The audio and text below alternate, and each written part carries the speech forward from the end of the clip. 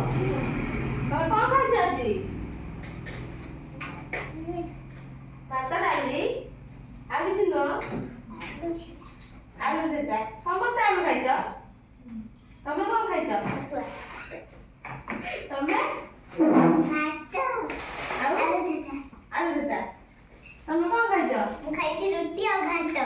ତମେ? ରୁଟି ଘାଣ୍ଟ। ଆଉ ସମସ୍ତେ ଖାଇକି ଆସିଛ? ଆଜ୍ଞା ଦିଦି। ଆମେ ପଢିବା? ଆଜ୍ଞା। କଣ ପଢିବା? ଫଳର ନାମ ଜାଣିବା। ଏବେ ଆମେ ତମମାନଙ୍କ ନାଁ ଜାଣିବା। ଆଜ୍ଞା ଦିଦି। ତମ ନାଁ କଣ? ତମ ନାଁ କୁହ। ତମ ନାଁ କଣ? ଦିବ୍ୟାଂଶୀ ଦଳାଇ।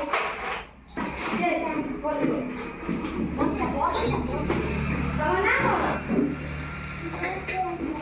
ପତିଆଶା। ତମ ନାଁ? ତମ ନାଁ? କେଦାରନାଥ ସ୍ୱାଇଁ। ତମ ନାଁ? ସାଇ ଲକ୍ଷ୍ମୀ। ବଢିଆ ନା। ତମ ନାଁ? ମୋ ନାଁ ଶ୍ରେୟଙ୍କା ରାଉଳ। ତମ ନାଁ? ତମ ନାଁ କଣ? କଣ? ଜ୍ଞାନଦତୀ ମହାନି।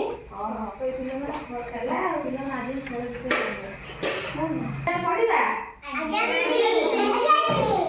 କଣ ପଢିବା? ଆଜି ଆମେ ଫଳମାନଙ୍କର ନାମ ଚିହ୍ନିବା। ତମେ ଫଳ ଜାଣିଛ? ଆଜ୍ଞା ଦିଦି। କଣ ଜାଣିଛ ଫଳ ନା?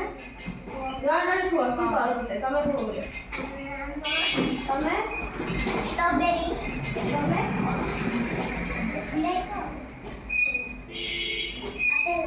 ତମେ ଗୋଟେ ଫଳ ନା କୁହ। ତମେ କୁହ। କୁହ ଫଳ ନାମ ଗୋଟେ କୁହ। କଦଳୀ। ତମର? ଷ୍ଟ୍ରବେରୀ। ତମେ ବସି କହିଲେ? ଗ୍ରେପ୍ସ। ତମେ ଗୋଟେ ଫଳ ନା କୁହ। ତମେ? ମୁଁ ଏବେ ତମମାନଙ୍କୁ କିଛି ଫଳ ଦେଖେଇବି। ତମେ ତା ନାଁ କହିବ।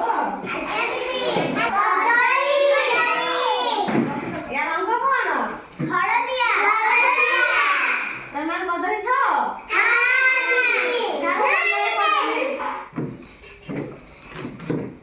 ତମର କଦଳୀ ଭଲ ଲାଗେନି?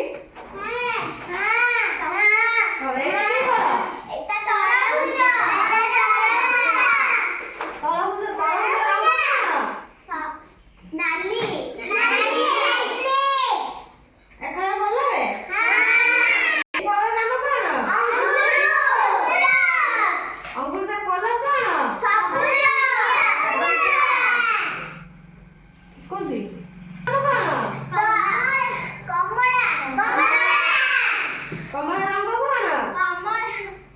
ଅରେଞ୍ଜ।